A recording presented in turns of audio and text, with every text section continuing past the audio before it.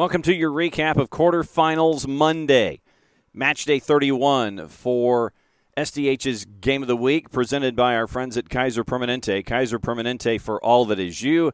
It's a look back at Jefferson's 2-0 win over Northgate at the Jefferson Memorial Turf at the Jefferson Memorial Stadium Sports Complex in Jefferson, Georgia. Thanks to everybody in Jefferson for being fantastic hosts. Our first time there, so match day 31 was a great success for us at SDH. And the home side comes out victorious in this matchup as well. Here's how it looked, and here's how it sounded. Some of the highlights in the win. Jason on the call here on the SDH Network. And let's kick it for 40 minutes from Jefferson, GA. Played almost 11 minutes here in Jefferson. No score yet. Northgate win the header. Evelyn Johnson will take it again. 10 yards further up the field. Johnson launches it forward. Headed back, popped into the 18. Trying to find it was Hosty. Cleared away by the Vikings. Good clearance by Addie O'Brien. It's a throw on the left side now for Jefferson, middle of their own attacking half. Thrown into Hosty. She wants to turn inside. Does. Garnett gets to it. Tripped up, free kick, Jefferson. Outside the 18, this is going to be inside of 25 yards. On the left, inside of the American football numbers. So this is a very dangerous opportunity for the Dragons from a set piece. Gabby Garnett, who had the game-winning goal in the win over Chattahoochee, a 3-2 win in the round of 16. She thought about it, but she's going to peel off. It'll be Sammy Suppis, the freshman, with the right foot to take it. She also scored in that win over Chattahoochee. Three-player wall for Northgate. Layla Dorman has the wall set where she wants. Suppis approaches. Plays it low into the 6. It's volleyed in front of the goalkeeper away. Going to be a corner for the Dragons. Pickett got to it. Not sure if Dorman called for it or not. The Dragons score on this goal. Jillian Price will get a Dairy Queen Blizzard. That goes out for a corner. Opportunity here for the Dragons from the near side. Left-footed delivery from Garnett to the top of the 6 and in. Goal! Goal! Goal! Jefferson!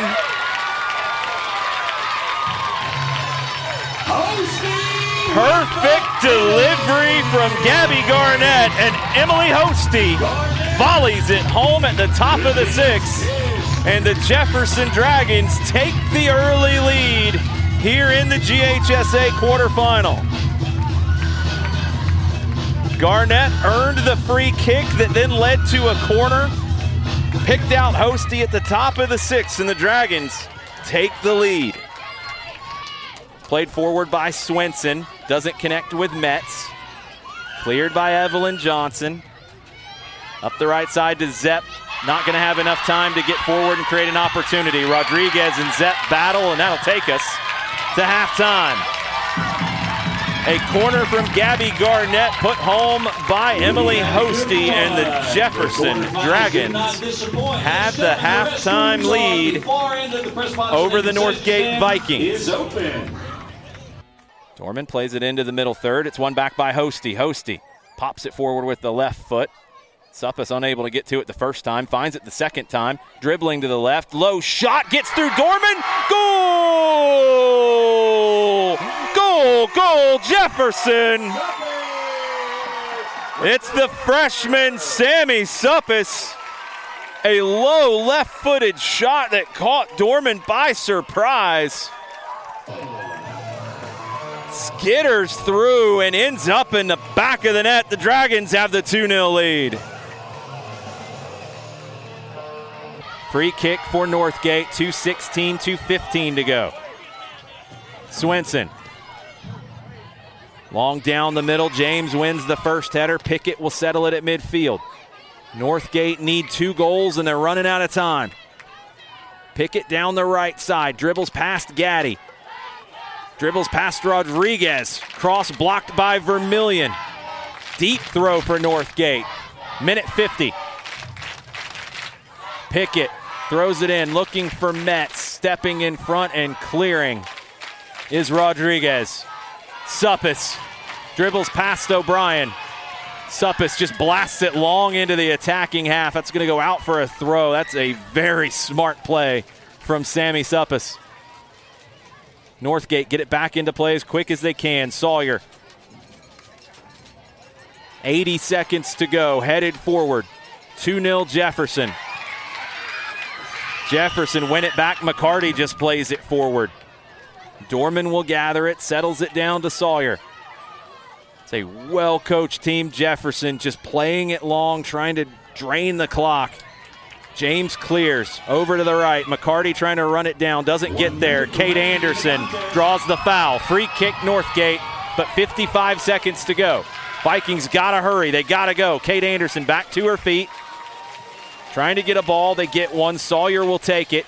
Gotta send everybody forward. Looking for miracles now if you're the Vikings. Sawyer plays it to the penalty spot. Falls initially. Metz tried to get a touch, but it's knocked away. Lily Gaddy gonna dribble forward for the Dragons and clear. Lauren Anderson's got to throw it in fast. Gaddy heads it back out again. 20 seconds to play. Jefferson getting ready for a semifinal as they've got the 2-0 lead and there's no more time for the Vikings. One more throw in down the line. It's been a valiant effort from Northgate, but the Jefferson Dragons are going to get back to the semifinals. Big win for the Dragons. That's the final.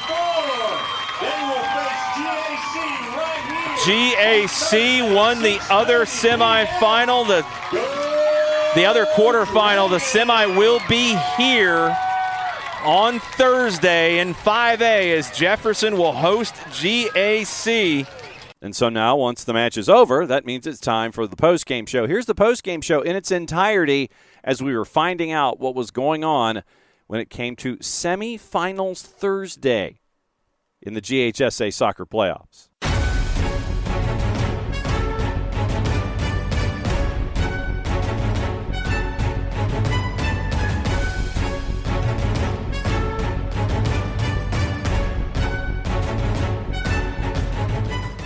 Welcome back to Jefferson, where it's chaos for the postgame show. We wouldn't have it any other way. Let's see, we got Ella Sellers, Molly McCarty. All right, so come on, come on in. So we need like players and folks. All right, so we got a microphone over here. So Molly, you go there. Players over there. You should get to share that one. All right, so here we go. Post-game show brought to us by our friends at Kaiser Permanente. Kaiser Permanente, for all that is you. And I'm going to have to yell over ABBA. I see how this works. He's got you. There we go. Okay, so Maddie ran down to the turf to get folks. I don't know if I ran is the right term. I briskly walked We thought to she go was get a it. gymnast. I was like, oh, okay. So, all right, so go ahead and introduce yourselves. I'm Ella. I'm Kate. Okay, and you're Molly. I'm Coach McCarty, yes, All right, in the so flesh. there we go. All right, so let's talk about this one. You and I talked this morning on the morning show, and it's number one versus number two. You knew what you were getting into. Let's take it a half at a time. First half, first 20 minutes were yours. Yeah. Pressure was there. Everything was there. You get the goal on the board. Maddie and I are still trying to figure out how we can get on the DQ Blizzard list. We'll give you one. Okay, well, You got it. Listen. But you got to get the Blizzard at our DQ. that's the thing. Absolutely. It's right around the corner. Amazing. So 12:42 off another set piece. You get the goal to get up 1-0. What did you think of that first 20 minutes that you guys were in control? Well, the girls can tell you we sold the first 20 to them. We knew that if we could come out in that first 20 and kind of give them that all-in-shock feel that if we could get up in those 20, we were going to deplete them a little bit. I think we did that. I think they successfully did that. I think probably in the last 15, maybe we kind of got a little tired, kind of let that game take over. But first 20, that's what we sold. They did it amazingly. Exactly. And listen, we practice sets all the time for that very reason, because I hold up the number one with them all the time too, and it's like it just takes one. So if that was the only goal we were going to score was off a set, then we knew we knew we had it. So. All right, so yeah. then let me turn to players here and go for that second 20 minutes where momentum had flipped and you guys were having to do a lot of defending. And I know that being in front of Ella is important for the back line and for the other 10 of you. What was it like in that second 20 minutes when you guys are having to defend, and you can't get it out of your own half for the most part? What was that second 20 like? Well, it was a little frightening because obviously we were up 1-0, so that's a scary score. Like, it's like 2-0. So it's more like we got more comfortable after we scored that one instead of, like, after the first 1 to 2 minutes, we made sure that they weren't going to score another one. But after the time kept going, it seems like we got a little more comfortable. So it was like we weren't marking up, like some of us weren't dropping back, and then it was like we wouldn't get up. So it was almost as we were getting a little tired. All right, so Ella, amazing saves tonight. You're watching all of this happen in front of you. For Yes, that second. it's a little frantic at first, but we just have to have the mindset of it can be in our half, but we have to get everything in front of us. If they get behind us, that's where the issue comes. But I thought we did well. I thought our midfielders were talking. Having Kate in that midfield as a captain with me and an Ariel on the back line as a center back as a captain, they communicate and help me move my word forward. And I thought they did really well at that tonight. We just have to focus on, if we do get in that moment of after the first goal, they're coming at us, we have to go right back at them. And, I mean, this can be for all three of you guys, but going back in, Northgate had a lot of opportunities in that last 15. And going into halftime, what was your message to the girls, and how did they implement that going into the second half and going out and completely not letting them concede at all? Well, like Kate said, a 1-0 ball game is pretty scary at halftime. You don't know how they're going to come out the first 5 minutes of halftime, but I told them, I said, we got 40 minutes. You got 40 minutes to give everything that you can possibly give. We'll worry about later. But we did make some adjustments. Our center mids kept getting pulled out of the middle in that transition, so we adjusted some things. I wanted to use more of the width of the field tonight. I feel like we kind of started doing that second half. I don't really know if we were very successful in it first half, but Northgate's a great soccer team. I mean, you look at the stats across the board, we're about the same. But I feel like we had the mindset to sell our girls that we had nothing to lose tonight. So why not go and give it all you got? And that's what we did the second half. I would say we knew that their best players were in the middle of the field. Right. Their center forward, their midfield, number 7 was amazing. She was up top. We knew we had to use the outside of the field, and we knew that our field was bigger than their home field, so we were trying to use that as an advantage. So in the second half, when we fixed our press, that's when we got the advantage of using our outside players, and that's when we started getting the momentum back that we were losing the last 20 of the first half. Yeah. And I think our defense tonight really did come through. I mean, Kate's just like, the little engine that could out there. So, Kate was able to switch the ball tonight more than what we normally like. And so I think that was good for her. Ella, you could hear her screaming to everybody and like every second of everything that was happening. So that's just, it's so good to have that on the field because they can't hear us at all. So it was good transition. Well, I mean, and even like this kind of leads into it, both of you guys really have to communicate with each other in that back line. So what is it like, for you being that big commanding voice on the field and trying to communicate with the rest of your defense in a situation where Northgate might be coming at you in all fronts and you got to just stay composed? In the moment, I try to communicate it, but especially if we get a throw-in or a goal kick, I'll take my time and I'll explain to them what just happened if they needed to fix something. Because in that moment, everything's relaxed in that 1 second that we have, so then we can keep going after that and they can fix it going on. Yelling at them in the moment gets them a little frantic and they have to turn around and try to listen. It just doesn't work sometimes. So when we had that moment of calm, that's when I try to communicate it the most. Yeah, I try to organize most of like the throw-ins. I'm like, if I have someone in the middle, I'm like, you need to drop, you need to be here, because I have to watch like who I have and then like the rest of the space that's behind me. And so I have to I'm just trying to like listen to Ella because she can see like who's behind me and like who I can't see, and then communicate it to everyone else that's around me. Yeah, and one of the biggest things we worked on in practice after we scouted them was not letting the ball get behind us. Yes. They do some great behind runs as well well as kind of dropping those balls right in between our defensive line and our midfield. So we really focused on that space of the field to try to dominate and win that, because that's where they were very successful in several of the teams that were comparable to us. So, yeah, I thought we shut it down, girls. I did too. Pretty proud about that. What's it like getting all of these key contributions from freshmen and sophomores out there? I know a lot of folks will look at rosters and they will have the expectation of JR, SR, SR, SR, SR, Right. SR. You have those upperclassmen, but you're getting a lot of key contributions from freshmen and sophomores this season. What's Right. that like? It's a blessing. You know, it's not one of those things that always comes around every, this is my 22nd year coaching and never had a freshman, sophomore group quite like this. And it's not just their skill, it's their mindset of the game. It's how they've bought into our community program here and the development. They're Jefferson tried and true. We do things different here. Our motto is exposure to excellence promotes excellence. So it's our freshmen, our sophomores, they're out here like encouraging and challenging each other. We've never quite had a group. Kate can tell you, she's been the benefit of this freshman, sophomore group now going on 2 seasons, Ella too as well. So it's just, they make everybody better. But for the whole, we all make everybody better.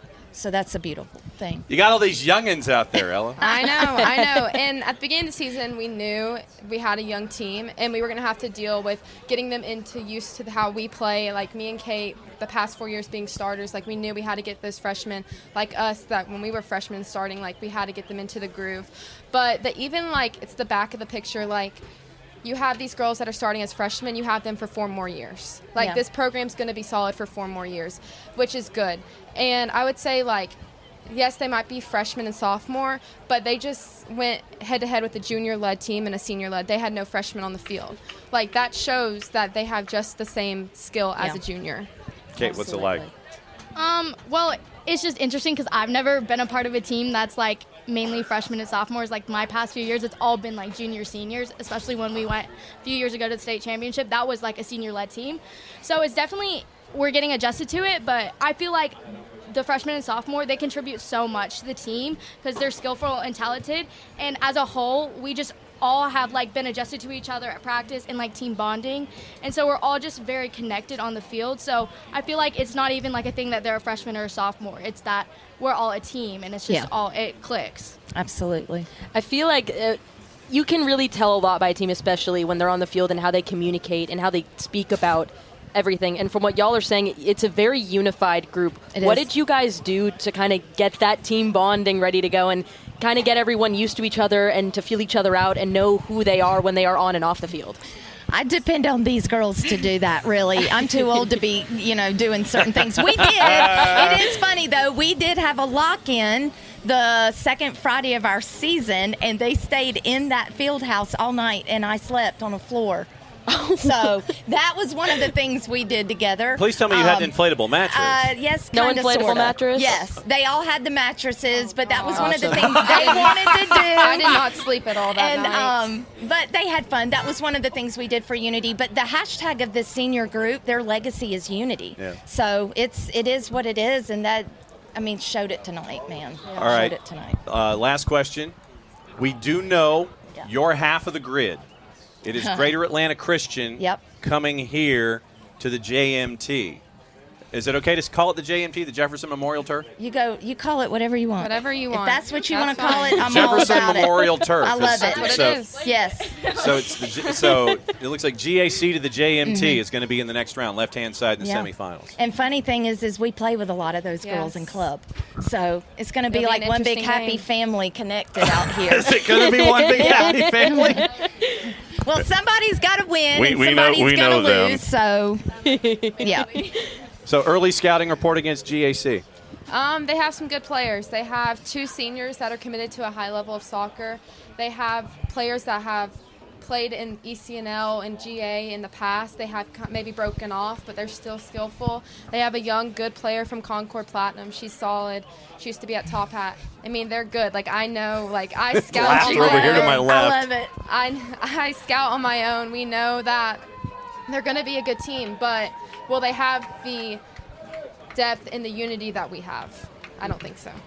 Yep. Okay. Yeah. So circle gets the square. I agree. The Hollywood Squares reference there. That's the Google search for today. Guys, go celebrate with your team. Coach, thanks you. again for being on In Session this morning. I appreciate y'all. I thank you for what you do for Soccer World. And you realize, of course, this means you're going to have to come back on the show on the day of your match. Yeah, yes, I think it's good luck now. too. And get Jessica.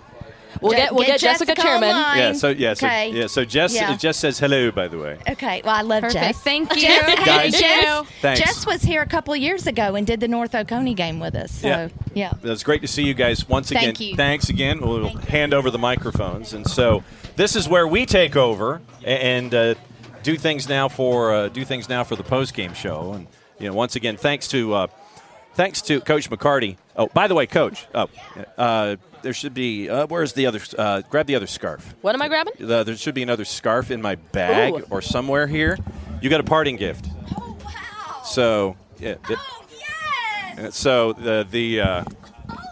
So I know it's not quite Jefferson colors. No, this will go in the office. So there you go. Awesome. So thank you guys. Thank you. Yeah, I need a scarf now. 90-degree weather and matching humidity, and so Coach comes by, so she gets the parting gift once again. Thanks to our friends here at Jefferson for a fantastic evening. Now, time to go through bracketology. Time to go through bracketology Monday, quarterfinals Monday. Bracketology. Here. You've been slaving away over the bracketology, so yeah. I'm going to let you kind of handle this. You're the bracketologist. Yes. All right. Yes. So I need. let me check. Do you have brackets up over here? I do. All right. So if you would be so kind, go to 5A girls. 5A. Which is where we are. And so to break down everything here, left-hand side, GAC 10-0 winners over Northside Columbus, and they advance. They come here to Jefferson Memorial, and they will play on May the 2nd. That's the left-hand side of the bracket. That's going to be a matchup to watch. I really like the way that Jefferson plays, and it was interesting getting to watch them today and just hearing both the coach and the players talk about the unity and the teamwork that they have. I think that's really important, especially when you are in a team. It takes 11 players on the field. You can't do it with one person. It takes a village, and I think that's really cool that you have a team like this who's building that and focuses on it, because I think it's really important. How you holding up, partner? I still have a voice. I got to get through tomorrow. You want your hydration over there on the end of the table? No, I'm good for now. 5A semifinal here will be 1 versus 2. Mm-hmm. That's massive. Jefferson, one of the few remaining unbeaten teams in the state. There's a handful on the girls' side, not many. Jefferson's the only one in 5A. GAC was ranked number 2 in the coaches poll. They did come in second in their region, but they'll be traveling here on Thursday. Upper right-hand side of the bracket, and it goes to McIntosh. McIntosh wins tonight by the final of 3-1 over Loganville. They improved to 15-3-1 on the season, so they advance.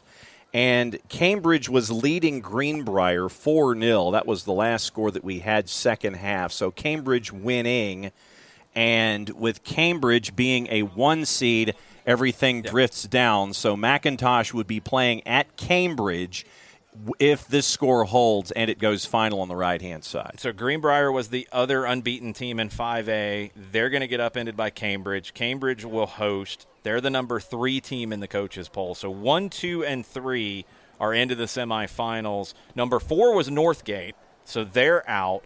McIntosh is number 6 in the state. They got to go on the road to Cambridge. So that is, now it's official. Cambridge is posting a final. It was 4-0 final, so it is now everything drifting right-hand side to Cambridge. Officially official. McIntosh drifts down in the bracket to play Cambridge in the semifinals, right-hand side of the bracket in 5A. So GAC here at Jefferson, and it is McIntosh at Cambridge. That's 5A girls as it all lines up. It's a great run for Northside Columbus. They're the number 10 team in the state. They finished 4th in their region, but they end up ending their season tonight at GAC. So just to reset, 1 versus 2 in the coaches poll. Jefferson hosting GAC on Thursday.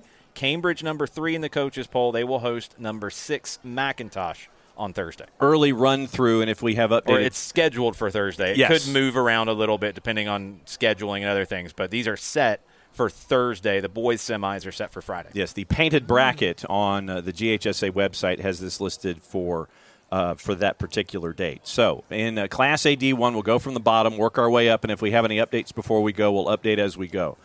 The East Lawrence Social Circle match, as we found out this afternoon on Soccer is in Session Live, is tomorrow in Social Circle. It is not today. That's a big game, too. That's number 2 versus number 3. Both teams won their region.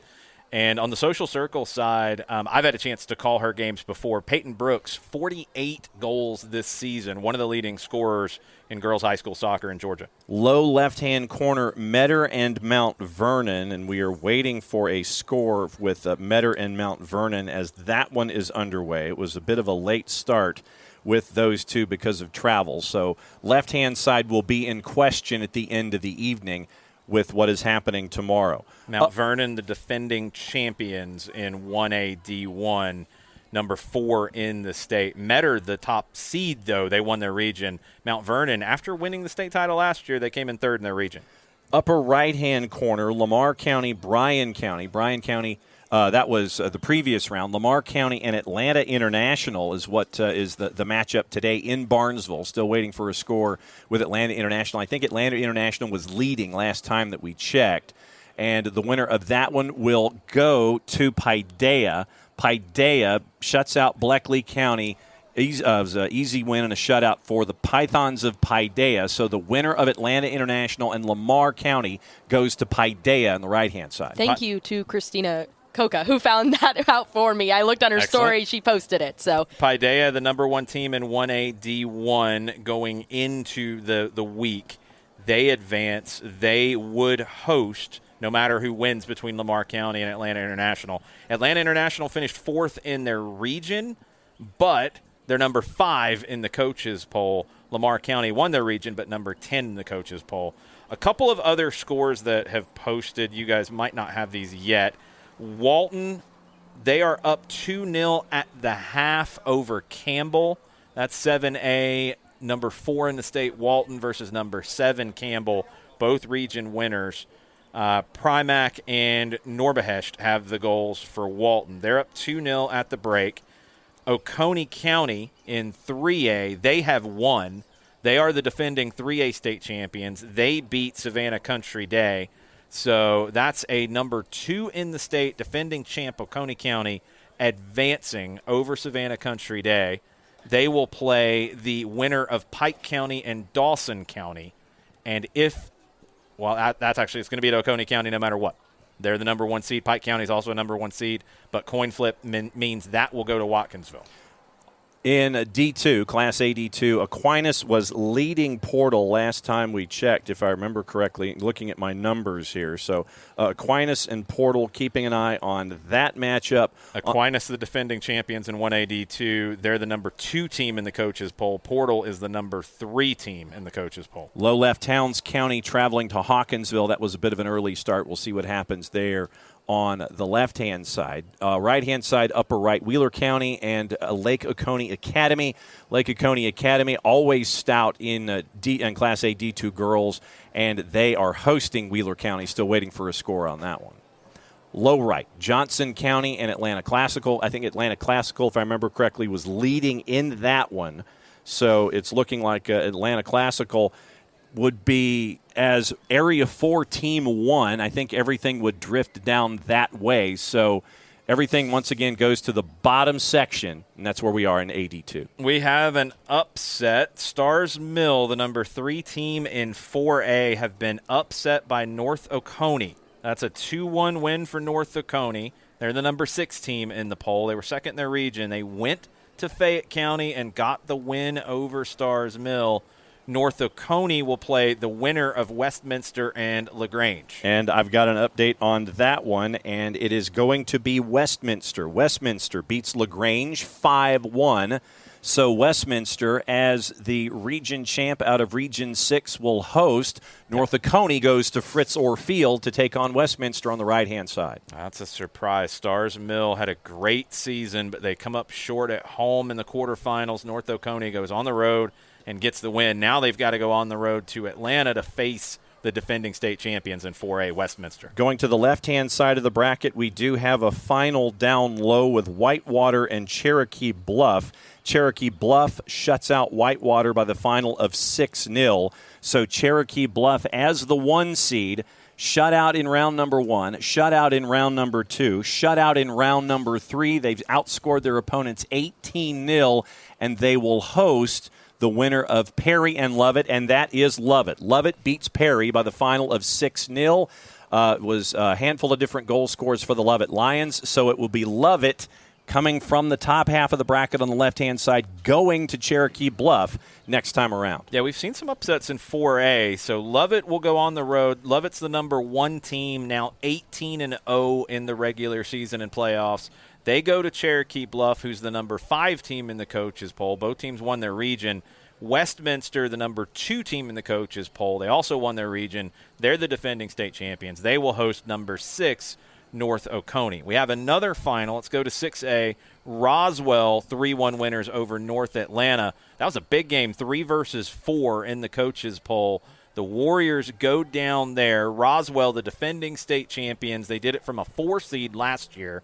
They're a 2 seed this year, but they will host the winner of Lassiter St. Pius, who are both 3 seeds. So Roswell will get a home game in the semifinal, unlike last year. Lassiter and St. Pius were keeping an eye on that one. It was a bit of a later start with the Trojans and St. Pius, and this was once again, you're looking at a 6 o'clock start. They should be getting close to a finish. Haven't seen anything in any of the printed word as to whether Lassiter and St. Pius have an actual winner. But Roswell will host at Ray Manus next time around on the left-hand side of the bracket. Johns Creek on the right-hand side put an end to Riverwood's season. Riverwood came through as a 4 seed, won in the first round to beat Lakeside Evans in the second round. But Johns Creek, it's the 5-0 win, low right, and they will advance as a 4 seed. And it will be the winner of Pope and Marist that will host that one, because Pope and Marist are both 1 seeds. So Johns Creek from the low right bracket makes their way through as a 4 seed, knocking off Allatoona, beating Gainesville, beating Riverwood, and they'll play the winner of Pope and Marist on the right-hand side in 6A. Great run for Riverwood as well. They were also a 4 seed. They were unranked in the coaches poll. They got to host this one, but Johns Creek, the number 6 team in the coaches poll, move on. Marist and Pope, that's a 1-2 matchup from the coaches poll, and we'll try to get an update there. We'll also try to get a score on that Lassiter St. Pius game as well. Let's bump up to 7A. We'll kind of run through from 7A down just to clean everything up. The quarterfinals tonight, North Gwinnett and Harrison. That's a 5 versus 3 matchup in the coaches poll. The winner of that one plays West Forsyth and North Paulding. West Forsyth 18-0-2, one of the unbeaten teams in the state. Do we have any scores on those two? I'm checking to see if we have scores. It was a 7 o'clock start, so they should be getting close to the end in the red out there with North Gwinnett and Harrison, but nothing is posted on the Gwinnett County side. We'll check on the other side with Harrison and see what's going on there. Keep efforting there. The other quarterfinals, Walton and Campbell, we talked about. Walton leading 2-0 at halftime. Buford and Hillgrove is the other one. Buford 19-0-1 on the season. The one in Buford's record was a draw against Jefferson over at UGA coming off of spring break. Ella Sellers had a huge day, that one, to keep a clean sheet. I think we have a score. We got a score. West Forsyth beat North Paulding 3-1. So West Forsyth goes to 19-0-2. They will host the semifinal against the winner of North Gwinnett and Harrison. That could be if things fall, and we'll let you know if they do because it's already circled on our list. If that's North Gwinnett at West Forsyth, that's where we'll be on Thursday night. 2 undefeated teams in the semifinals. You're going to be in my neck of the woods with West Forsyth. Yep. Listen, we'll go back to Forsyth. Yep. I'm sure you're not going to mind. No, she I won't mind. I won't mind. So that's the idea in 7A. We'll try to get a score on North Gwinnett and Harrison. We'll let you know what it looks like for us once we know that. 6A, we're trying to get a final on Lassiter and St. Pius. The winner of that will play at Roswell in the semifinal on Thursday. Johns Creek will play in the other semifinal. They will have to go on the road to either Marist or Pope. That's 6A. Halftime score with Hillgrove and Buford. Buford had the 1-0 lead, but that was quite a while ago, so they should be second half, if not wrapping up. Okay, keep looking on scores. We'll move down to 5A just to reset. We know what the semifinals are there. Jefferson will host at 18-0-1. They'll host GAC. That's a 1-2 matchup from the coaches poll. That'll be on Thursday night here in Jefferson. McIntosh will travel to Cambridge. That's a 6-3 matchup. Greenbrier was undefeated coming into it. Cambridge gave them their first loss and ended their season. So Jefferson hosting GAC, Cambridge hosting McIntosh. That's your 5A semifinals on Thursday. I'm still efforting the if there's a finished Buford score with Hillgrove. Keep efforting. I'm efforting. 4A, we know the semifinals there. It's Lovett at Cherokee Bluff, the number 1 team in the state. Lovett. They beat Perry in the quarterfinals. They're at 18-0. They got to go on the road to the number 5 team in the state, Cherokee Bluff. While North Oconee, number 2 seed out of their region, number 6 in the state, they will go on the road to number 2 defending state champion, Westminster. So we know the 5A semifinals. We know the 4A semifinals. Those are booked. 3A, Pike County, Dawson County. A winner there goes to Oconee County, the defending state champion. Dawson County wins that one 3-2. Dawson County, the number 7 team in the state, the number 3 team in their region. They pull the upset. They beat number 5, Pike County. So Dawson County will go to face Oconee County in the semifinals. The other side of the bracket, Wesleyan and St. Vincent's. That's a 1-4 matchup. Wesleyan, the number 1 team in the coaches poll. They're hosting St. Vincent's tonight. Columbus and Bremen is the other quarterfinal. Both teams won their region. That's a 6-8 matchup in 3A. Still efforting our higher classification scores because they were the later starts in all of this. I'm scouting as well. I know. So we got some lower classification scores. It looks like Towns County has beaten Hawkinsville in penalties. And so Towns County went on the road to knock off Hawkinsville and knock off the Devils in penalties. So here's the thing. If Aquinas beats Portal, and they were winning last score we had, Aquinas is a 2 seed out of the region, as is Towns County. Towns County would host that semifinal if it's Aquinas. If Portal comes back, Towns County would have to go on the road to Portal.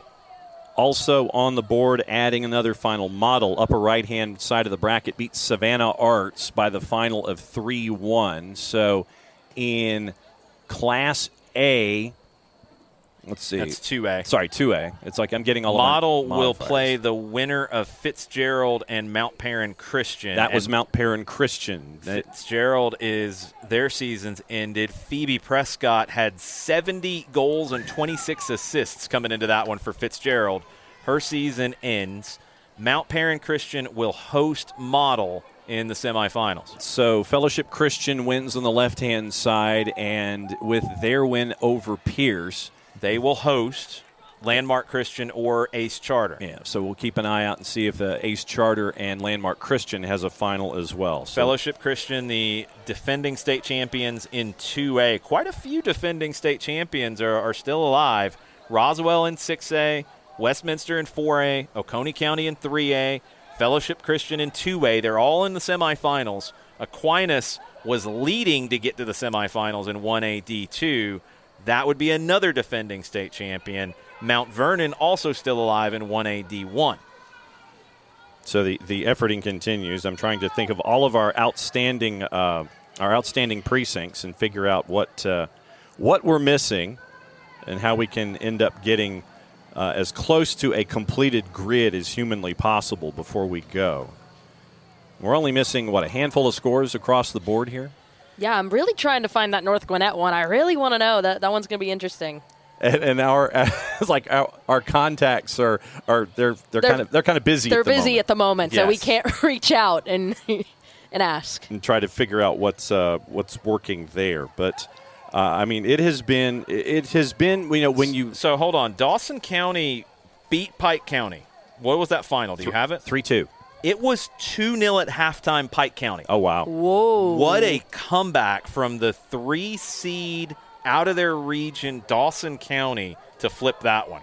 It was 2-0 at the half for Pike County. Yeah, Max Preps has that one as a 3-2 final score. So wow. Yeah, going from 2 wow. and think about what the season has been for Pike County on both the girls and the boys sides, where it's like you don't want to go to Zebulon. You don't want to play the Pike County Pirates either on the girls or the boys sides. We caught up with Coach Hobbs in session a couple days ago and kind of introduced the rest of the world to Pike County. But now there are teams in that area, in that region of the state, that now want to play Pike County. Once they see results on the board with Pike County taking on Columbus schools, Stars Mill rings them up. McIntosh rings up Pike County. They want to be challenged by the Pike County Pirates now from Zebulon with what they've been doing the last handful of years down there with Kevin Hobbs. It's awesome what we're starting to see with different pockets of the state, and I mean different compared to what we've seen in the past. Pike County's won, Perry with the run that they made on the girls and the boys side, but their girls going to the quarterfinals here, ending their season in Atlanta against Lovett. We're starting to see more quality soccer played in more parts of the state. There are players all over the state. If you're a college coach and you're listening to this, or you know a college coach, don't just go to the same old schools in Georgia. Go look at some of these other schools, and especially some of the smaller colleges, because when you get into Pike County, you get to Perry, you get to some of these parts of the state where players don't have an opportunity to play high-level club. If you can bring them in and develop a little bit, you're going to get some gems. There are some great, talented players around the state that just need more exposure, need more access. So let's see. Which finals are we missing here? So we're looking at all of the activity that we've had. We've got a lot of the matchups squared away in the semifinals. We are waiting at this point on North Gwinnett and Harrison. Right. In 7A. We are waiting on Walton and Campbell. It was 2-0 Walton at halftime. We're waiting on Buford-Hillgrove. Buford was winning at halftime, right? Yes. We're waiting on Lassiter-St. Pius. We're waiting on Mariston-Pope. Mariston-Hope is in overtime currently. Mariston-Pope is in overtime. That's a 1-2 matchup in the coaches' poll. That is in overtime. It is currently tied at 2-2 after the first 10 minutes. So they got another 10 minutes, and if nothing happens, they're going to PKs. Walton is leading now 3-0 second half in Raider Valley against Campbell. So Walton should be advancing there, and if they win, they will be on the road at either Buford or Hillgrove. Buford's the number 1 team in the state in 7A, 19-0-1 going into that one. And still keeping up with our friends from Hillgrove, last score they have is still that 1-0 as they head toward the second half. And so trying to keep an eye on that one and tracking down our Gwinnett County friends who might know what's going on with Buford as well to see if we can get the final that way. So we're gradually getting there with 7A. So we have a final, a lean, and 2 scores that we need is basically what we're staring at out of 7A right now. Yeah, 7A, we're trying to get some updates. Some games are finishing up. We'll go back from the bottom to the top. Paideia has advanced in 1A D1. They will play the winner of Lamar County. They will host the winner of Lamar County or Atlanta International School. Did we have any updates on that one? That one was Atlanta International leading, and let's see if we end up with a final in that particular matchup as well. So let's see if that one has advanced and made its way over into the finals bin. It has not. So Lamar and Atlanta International. So still Atlanta International leading last time we got an update. Right, that is correct. Social Circle and East Lawrence. That's a 2 versus 3 matchup in 1A D1. That's tomorrow. Yes. They will play, the winner of that will play the winner of Metter or Mount Vernon. Yes, and Metter and Mount Vernon was a later start this evening. Aquinas leading 4-0 in the second half. That's 1AD2. Right. So Aquinas should be at Towns County. Yes. Towns County, even though they're the second seed out of their region, they beat the number 1 seed Hawkinsville. That's 5 beating 6. They will get to host Aquinas, the defending state champions, in 1AD2. Yeah, the Fighting Irish have done quality work, and now you're seeing what they're able to do now in soccer, and you're adding soccer to that portfolio. That's two schools that when you look at the records early in the season, you're going to be thrown off on both of those because they don't play a lot of games early because they've got a lot of multi-sport athletes. Towns County and Aquinas get a lot of those players from basketball kind of late in the season, so they backload the schedule a little bit. Those are two teams with very talented players. That's going to be a huge semifinal at Towns County on Thursday. Yeah, and so really looking forward to that one. And to see once again another part of the state, Towns County, you're talking mountain region, and it's not, it's not a place where folks gravitate. It's the point that we've been making here. Quality soccer is quality soccer. Geography does not matter. It will find you, and Towns County being able to do that in the lower classification, it's another cool thing that we get to see. So that's 1AD2. The other side of the bracket, Lake Oconee Academy hosting Wheeler County tonight. And that was another late kickoff. We'll see if LOA has posted anything in their particular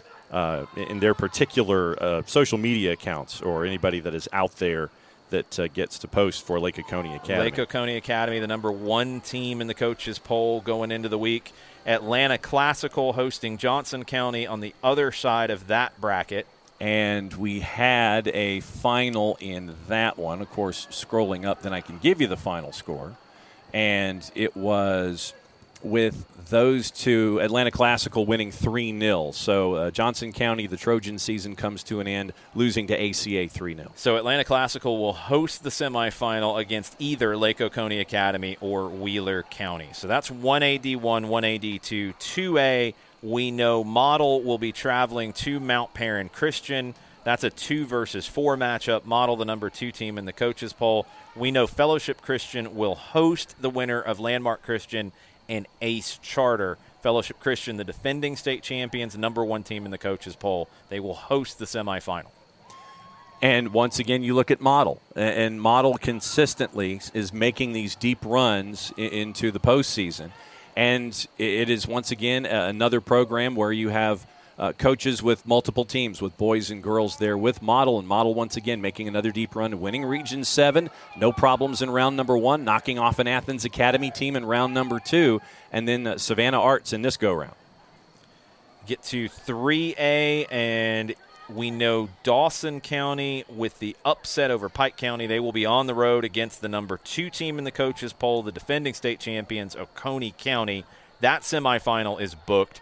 The other one, Columbus and Bremen, the winner of that will host the winner of Wesleyan and St. Vincent's. Wesleyan, the number 1 team in the coaches poll in 3A. And we have seen St. Vincent's, we've seen Wesleyan on the SDH network this year with their matchup that they had in Calhoun, and it was a spring break matchup, and it was a big test for Calhoun. They wanted to see where they were going up against a quality team in Wesleyan, and Wesleyan handled Calhoun fairly easily. It was a wide margin of victory. 7-0, I believe, was the final score there in Calhoun. So Wesleyan and prolific offense, they seem to be in the same sentence consistently with the Wolves.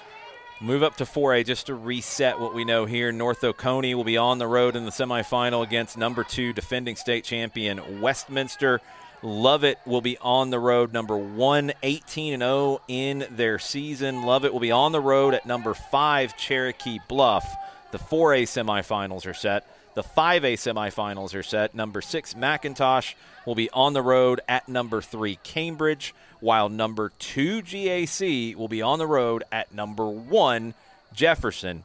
18-0-1, Jefferson will host the number 2 team in the state, GAC. Nothing like you end up with one matchup against ranked teams, and this was the conversation that we had with Coach McCarty this afternoon on In Session Live, where this is because of the rotation of the regions, is that you have the situation that you have. You could theoretically say that 3 of the 4 matchups in this classification could be, if brackets fell their way, they could be games that are either semifinals or finals, but because of the rotation, they're in this particular round this year. We have another update. Lassiter has advanced to the semifinals. They beat St. Pius 2-1 in overtime, and Lassiter, the number 5 team in the coaches poll, will travel to the defending state champions Roswell, who beat North Atlanta tonight. So Lassiter at Roswell in a 6A semifinal. I'm calling it. I think the North Gwinnett one is, as soon as we get done, as soon as we hit stop, it's going to upload. I really think it's going to happen. Well, and if it does, traditionally it will. And then we'll try to track down also. We'll try to track down as many of the winning coaches as we can and turn Soccer's in Session live tomorrow at noon Eastern on the network into the party line that we had today. And basically, it's like, look, if you're a coach with an email address, come in. We'll talk to you for a couple of minutes and then move you on so you don't get in trouble at your school. We're going to do the same thing with the winners today and with any boys coaches that did not appear yesterday or this morning on the show as they are traveling on a game day. So we've uploaded Walton. We knew they were leading big. Yes. They just scored 4-0. Yeah, now. we had the 4-0. Okay. So we've got that. They should advance to face the winner of Buford and Hillgrove. Yes. That's one we're waiting on. We're waiting on North Gwinnett. That's 7A. We know West Forsyth is going to host either North Gwinnett or Harrison. North Gwinnett 16-0-2, the number 5 team in the coaches poll, hosting Harrison tonight, who finished second in their region, but they're number 3 in the coaches poll. The winner of that will travel to West Forsyth. Really looking forward to seeing how these ones shake out here with the election coverage that we have here in the studios. We're finding out all these results. We expect Walton will travel to face the winner of Buford or Hillgrove. Walton, it's not final yet, but they have a 4-0 lead last time we checked. That's 7A. 6A, Lassiter will go to Roswell, and either Marist or Pope will host Johns Creek, the number 6 team in the coaches poll, number 4 in their region in the regular season. They will go on the road after beating Riverwood tonight. 5A we've talked about. It's GAC at Jefferson. It's McIntosh at Cambridge. 4A, Lovett at Cherokee Bluff. North Oconee at Westminster. 3A, it's Dawson County at Oconee County. And then we don't know yet, Wesleyan or St. Vincent's will travel to either Columbus or Bremen. That's 7A through 3A. I think we've got pretty much what we can have a grip on the smaller schools. Right. 2A, Landmark Christian or Ace Charter will travel to Fellowship Christian. Model will travel to Mount Perrin Christian in the other semifinal. 1AD2, Aquinas will travel to Towns County. Atlanta Classical will host either the winner of Lake Oconee Academy or Wheeler County. And then 1AD1, Social Circle East Lawrence, that's tomorrow. The winner of that could host if it's Mount Vernon who wins the other side, or they will travel to Metter if they beat Mount Vernon. And then Lamar County Atlanta International School, the winner of that either way will travel to Paideia in the other semifinal in 1AD1. I'm checking with some of my highly sourced folks in the Columbus area. I've decided to go to outside of the social medias to see if we can come in with heavy artillery and come up with a score for the Columbus match. So you're trying to get Columbus Bremen. We're trying to get North Gwinnett. We probably do need to go here at some point. That does need to happen. Well, I mean, we are 2 minutes to the top of the hour. Tomorrow it will be Dalton at McIntosh. Blue Bloods in 5A on the boys' side, 1 versus 2 in the coaches' poll. Dalton came in second in their region. McIntosh 20-0 so far this season. That's tomorrow. We'll be on the air probably about 6:15 or so from Peachtree City. Kickoff will be just after 6:30. Full coverage of that one. Pre-game, halftime, post-game, John Nelson, Madison Cruz. Game coverage, Jessica Charman and myself, Jason Longshore, will call that one. And we might even try to get Sophia Cupertino out there to take some pictures. There you go. Because we're in her neck of the woods as well. Yes. So full soccer down here coverage Love of Sophia. Dalton and McIntosh. And then Atlanta Soccer tonight. We'll be on 92.9 The Game afterwards, starting at 10 o'clock. The winner of that one will play the winner of Midtown Eagles Landing, 6 versus 9. in 5A. That game is at Midtown, if I remember correctly. Yes. Midtown hosting that one over Eagles Landing. The winner will play McIntosh or Dalton. If McIntosh wins, that'll be in Peachtree City on Friday. If Dalton wins, they'll have to travel again to the winner of Midtown and Eagles Landing. The other side of the 5A boys bracket, Decatur on the road at Chattahoochee. Decatur trying to make the miracle run. They were number 4 in their region. They won 2 games on the road. They got to go on the road again to Chattahoochee, the number 3 team in the state. The winner of that will play the winner of Tucker and Cass. Tucker 8th in the state. Cass 4th in the state. That's the other quarterfinal in 5A boys. We're talking a lot of 5A boys tomorrow on the network. We do have a score update. North Gwinnett, final score update. North Gwinnett wins 4-1. 4-1 win for the Bulldogs. So Thursday night, we will be at West Forsyth as North Gwinnett, 17-0-2 on the year, will travel to face 19-0-2 West Forsyth. 7A girls semifinal Thursday night. Barring that game getting moved for some reason to Friday, we will be there on Thursday at West Forsyth and for a matchup of unbeatens. Coach Ryan Burkhart, he knew Harrison loses that one game in region, and Harrison has been a buzzsaw otherwise going into this matchup against North Gwinnett. He talked to you last week on Atlanta Soccer Tonight about the concerns in this one. And he talked to us about the concerns with this particular match because Harrison has been beating folks up except for that one loss in region, which made them a 2, which put them on the road. But North Gwinnett comes out the other side tonight.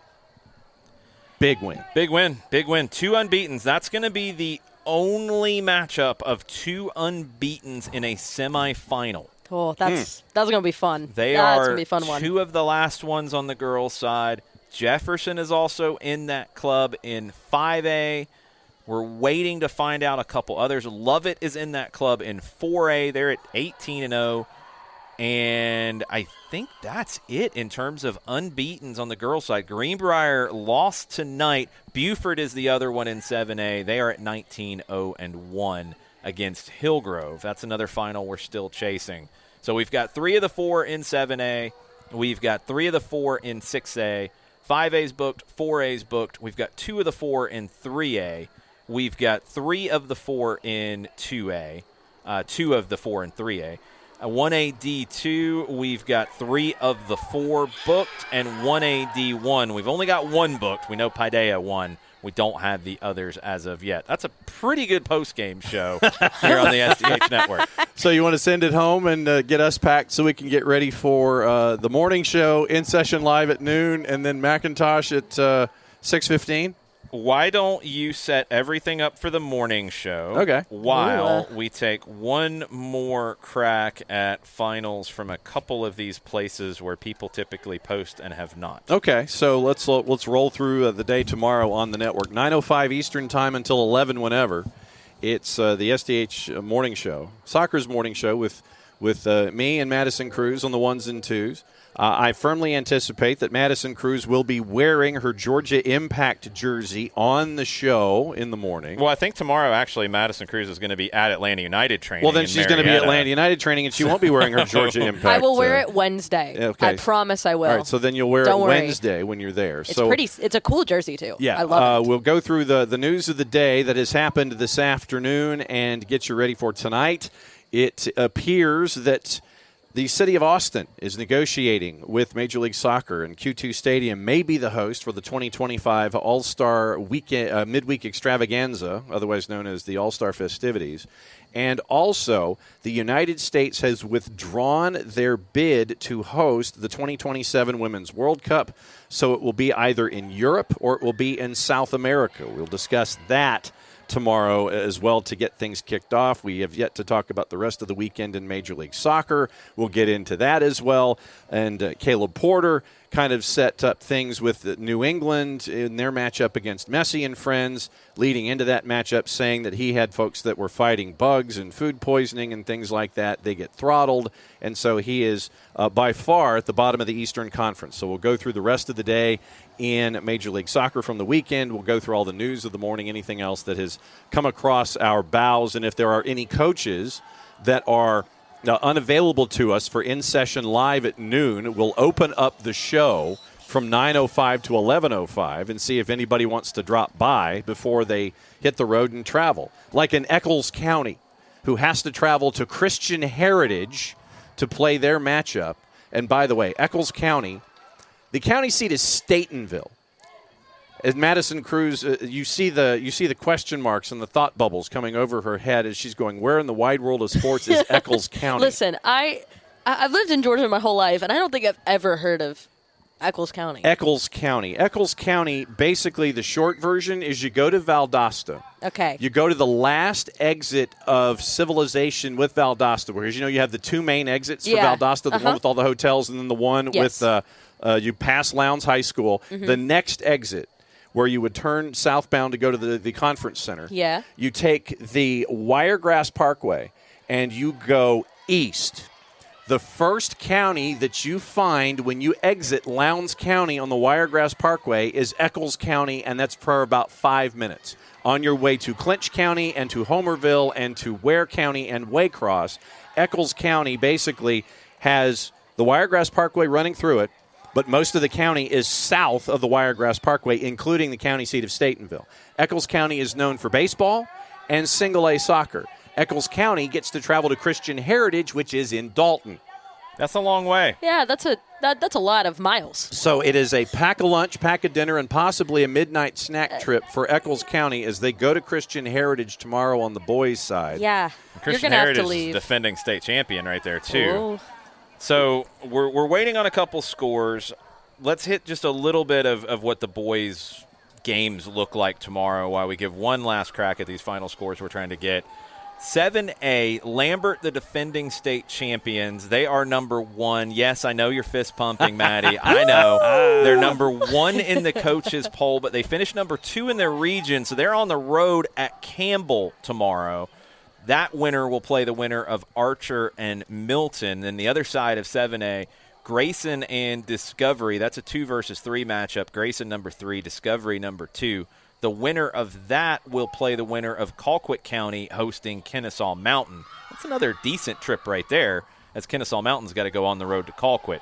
6A, Glen Academy hosting Lassiter. That's a trip. Mm-hmm. Woodward hosting Sprayberry. That's not a trip. But those winners will play in a semifinal. The other side, Johns Creek, 18-0-1, one of the unbeatens that is still standing. They are facing North Atlanta. That's a 2 versus 5 matchup. River Ridge, the number 1 team in 6A, they are hosting another kind of miracle run from Riverwood. Riverwood on the boys' side also finished 4th in their region. They're number 8 in the state in the coaches poll, but they got to go on the road to River Ridge. That could set up a 1 versus 2 semifinal at River Ridge if chalk happens and River Ridge hosts Johns Creek. We've seen both of those teams. That would be an absolute great match on Friday night. 5A, we've already mentioned the setup with it. McIntosh and Dalton, that's where we'll be tomorrow night, Peachtree City, as McIntosh tries to go to 21-0. Bunky Colvin and Matt Cheeves, 2 good friends, facing off once again on the touchline. The winner of that will face the winner of Midtown and Eagles Landing. Tucker and Cass, the winner of that, will face the winner of Chattahoochee and Decatur. 4A, Johnson hosting Whitewater. Number 1 versus number 4. That's an interesting matchup. Whitewater second in their region, but they got to go to Gainesville. The winner of that will play the winner of 2 3 seeds, 2 unranked teams in the coaches poll, Northwest Whitfield and LaGrange. The winner of that will go to Johnson or Whitewater, depending on who wins that game. The other side of 4A, Stars Mill, they're hosting Holy Innocents. The winner of that will travel to the winner of Bainbridge and Westminster. That's another interesting trip right there with Bainbridge and Westminster. I believe that is in Bainbridge. Yep, and you've got a storied coach in Bainbridge. Coach has been there for over 30 years, and we see what Bainbridge and the Bearcats have been able to do with the program this season. 3A, Pike County hosting Bremen on one side. The winner will face the winner of Hebron Christian and Savannah Country Day. Savannah Country Day, number 3 in the state, 15-0-1 on the season. They're the number 3 team in the coaches poll against Hebron Christian, who's the number 2 team. The other side of 3A, Morgan County hosting Oconee County. Oconee County, number 1 in the coaches poll, but they got to go on the road to Morgan County. The winner of that will face the winner of Columbus and Coahulla Creek. Cullowhee Creek, the defending state champions in 3A. Do we have any updates? Yes, we do. What do we have? Courtesy of a friend of the network, Jack Patterson, down at WRBL TV in Columbus. Columbus leading 2-1 as they are about to start the second overtime period. Oh, wow. Ooh, Bremen hanging tight. Bremen got to the championship game last year in 3A. They got to overturn that one to get back to the semifinal to face the winner of Wesleyan and St. Vincent's. And we also have a bit of information on what happened in the Pike matchup. Pike was up 2-0, and then apparently the game got out of hand. Physically, the game finished 10-9 for the final 33 minutes, and Pike lost 3-2. Wow. Wild game between Pike and Dawson County. Dawson County advances over Pike County. That's an upset. Still a couple scores we're waiting on the girls' side. Boys' side, just to finish up, 2A, Fitzgerald hosting Fellowship Christian tomorrow. Toombs County, number 2 in the state, hosting Drew Charter. Model hosting Pierce County. The winner of that will face the winner of Jeff Davis and Providence Christian. Jeff Davis is number 7 in the state. They are hosting another one, and it will probably be a raucous atmosphere. Oh, you are not kidding. We had Brian Lawson on the In-Session Live this afternoon. I gave him the option. I said, okay, did you want to bet leadoff tomorrow at 12:05 and talk about it? But he saw the link and came in and crashed this afternoon on the Monday show and firmly admitted that he and his assistants, and he specifically, he had a wedding he had to attend to within the family. So his amount of study hall did not equal that of his assistants getting ready for this particular matchup. But getting back to the previous round, it was a 5-4 thriller, took an extra 20 minutes to knock off Appling County, where you could not find a seat, and probably the most important person in Jeff Davis County was the fire marshal there in the Pinelands. So Pope, we mentioned they were tied 2-2 going into the second 10. They are going to PKs right now. Pope and Marist going to penalties. The winner will host Johns Creek in 6A. The other side of that bracket, Lassiter at Roswell in the other semifinal. Marist Pope, 1 versus 2. No surprise that it goes to penalties. No surprise at all. Still waiting to see if there was any updates on that one. All I got was from 21 minutes ago that they went to PKs. Oof. So, all right. So do not know the final yet. So Marist and Pope, 21 minutes ago, went to PKs. 1A D2 on the boys' side tomorrow. Atkinson County hosting the Fuji's Academy. Wheeler County hosting Atlanta Classical. Georgia Military, number 1 in the state, hosting Macon County, and Christian Heritage hosting Eccles County. We talked about Christian Heritage, the defending state champions in 1A D2. And 1A D1, Paideia, the defending state champions on the boys' side. They got to go to East Lawrence. Woodville Tompkins hosting Mount Vernon. The other side of the bracket, Lamar County hosting Whitfield Academy, and Atlanta International School hosting Jefferson County. That is what's coming up tomorrow. Mm-hmm. We know tomorrow we will be in Peachtree City as McIntosh hosts Dalton, 6:15 airtime, 6:30 kick. We'll have full pregame, full halftime, full postgame as well as we try to repeat this and get all the scores in before we're done, or as many as we can possibly get. The girls' side, we know where we are tonight in Jefferson. They will be hosting GAC in one semifinal in 5A, while Cambridge hosts McIntosh in the other one. Yep. Last call for updates. Yep, last call for updates. I'm still chasing after the ones that we don't have. Still do not have anything out of updated from Hillgrove and Buford. We have one. No. Maddie has. No, we don't have one. That was me doing a little shrug. I'm still scouting. I'm scouting, y'all. See, I was thinking that when Maddie raised her hand, that meant that she had either a question or she had a definitive answer. Yeah, that's what I was thinking. I am so sorry. I'm sorry to do. Marist and Pope have both gone silent on their Instagrams, so they're silent on their Twitters as well. I am scouting. Well, that's going to do it for us. Sorry to leave you all in suspense. Make sure you are following our social media. Instagram will probably be the most immediate. We'll try to get an update posted on Marist and Pope once we get it. We are intending to be at West Forsyth on Thursday for the girls' semifinal between unbeaten North Gwinnett and unbeaten West Forsyth. If that game gets moved to Friday, we might have to get creative. But that's the plan. If that is a Thursday game, that's where we will be at West Forsyth on Thursday. We'll be in Peachtree City tomorrow, and we'll know where we'll be on Friday. Split squad on Friday as Atlanta United 2 is also in action. But we will be covering a boys semifinal. We're just not sure which one yet because we don't know what they're going to be yet. That's going to do it for us here in Jefferson. Thank you to everybody with Jefferson. Thank you to everybody as well with Northgate. A great match. The Dragons win 2-0. They remain unbeaten, and they will host GAC on Thursday in the semifinals. We'll be back with you on air tomorrow morning on Twitch, on YouTube, on Twitter. You'll get the podcast later, and then we'll be back on Mixlr tomorrow night, 6:15 from Peachtree City. Have a good night, everybody. Mucha plata, y'all.